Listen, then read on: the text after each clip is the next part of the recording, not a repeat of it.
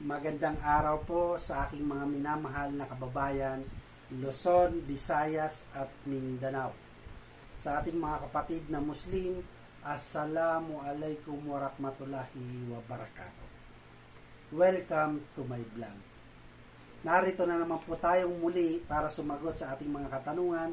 Pero bago yan, sa mga hindi pa nag-subscribe, pwede po bang pakiclick muna ang ating subscribe button? Maraming salamat po.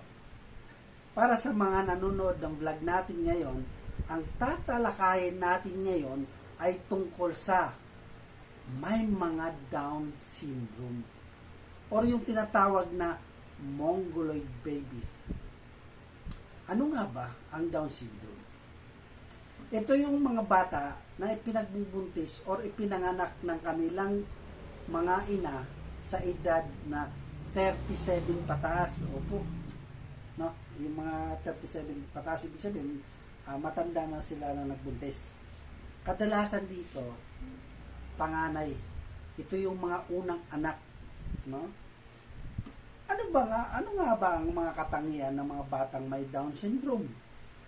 Kadalasan, sila yung mga obese, yung mabilis tumaba, no? Yung isa lang ang traits or hubog ng mukha nila, pati katawan. Halos isa lang, kahit sa sulok ng mundo, halos isa lang yung kanilang mukha. Pare-parehos, halos pare-pareho. So, meron ibang nakakapagsalita. Meron naman iba na hindi malinaw ang pagsasalita. Yung iba naman, nag-aaral sa SPEDS, SPEDS or school na special sa mga ganitong cases. No? Sila yung mga tinatawag na special child. No? Kaya nga, special, diba? Bigyan ng sobrang attention. No? So, kahit may Down syndrome, dapat silang matrain as a normal. Otherwise, kapag hindi natutukan, hindi na sila matututo sa mga bagay-bagay. Opo, wala na. Yung pwede silang manakit, no? Kapag di nagabayan. Pero kung gagabayan sila, alam nyo, nakakatuwa kasi napakalambing ng mga batang to. No? Lalo na kung sino yung madalas nilang kasama, matatandaan nila yan. Pero paano kapag dumating, no? Tingnan nyo maigi. Paano? Kapag dumating ang panahon, hindi natin inaasahan. Paano pag dumating yung panahon na sila na lang ng nanay nila ang magkasama? Tapos, namatay ang kanyang ina. So, paano na? Ano na ang gagawin sa kanila? Ano ba ang dapat gawin? No? Alam niyo mga mahal ko, mga kababayan, nakakaano sa puso, nakakaantig sa puso na makita yung mga ganitong may mga Down syndrome, yung mga kalagayan ng mga ganitong mongoloid. Pero matutuwa ka kasi magkakamukha sila eh.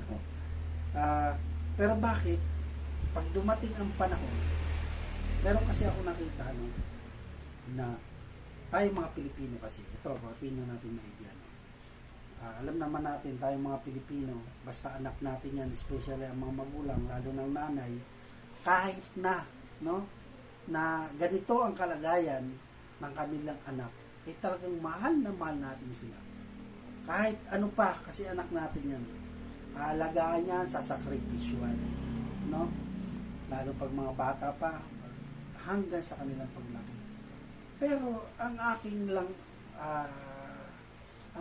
lang iniisip na paano yung pag dumating ang panahon na sila na lang, tapos wala na yung kanilang magulang. Hindi ko naman sa inaano kasi tingnan nyo, yung mga mayayaman kasi dyan, meron pa yung mga nakapag-aral pa nga, di ba? Tapos meron pa yung mga katulong, no? So buti kung mga mayaman lahat, paano naman yung wala? Maraming ganyan eh. Hindi ko naman sinasabi na anak mo yan eh, dapat, totoo yun, dapat talaga natin mahalin eh, kahit sino naman eh. Anak natin yan, ang hirap kasi, alam mo ito, ang hirap na makikita mo yung sitwasyon, tapos hindi mo maalagaan. Ang ko lang dito, concern ko lang, paano pag dumating na ang panahon, no? Na malaki na sila, nagkaedad na. Tapos ang mga magulang nila ay namatay na. Alam mo, kung walang pamilya, o kasabihin natin, kahit may pamilya, no? Pag wala na yung magulang niyan, masakit man na isipin, talagang sino mag-aalaga niyan? Walang magtsatsaga siguro talaga, nakatulad ng ina, na talagang, di ba? Ito, real talk lang tayo. Na gusto ko lang kasi naman, ang concern ko dito ay inaalala ko sila na pag dumating ang panahon na gano'n. So ano ang dapat natin gawin? Sa ating gobyerno, no? Kasi sa ibang bansa, alam niyo po, kapag ipinagbuntis yan, nakikita nila agad yan na ang anak mo pag lumaki, ganito ang mangyayari. Mayroon Down syndrome o walang silbi sa buhay. Iba kasi hindi na nila binubuhay yan, no? Pero siyempre sa atin, bilang Pilipino, nasa puso natin yung pagmamahal, no? Kaugalian na natin yan yung pagmamahal sa ating anak na kahit ano pa man yan, may Down syndrome man yan, o ano man yan yung minamahal natin at aalagaan natin yan. Pero yung point ko na paano pag dumating ang panahon na wala na mag-aalaga sa kanila.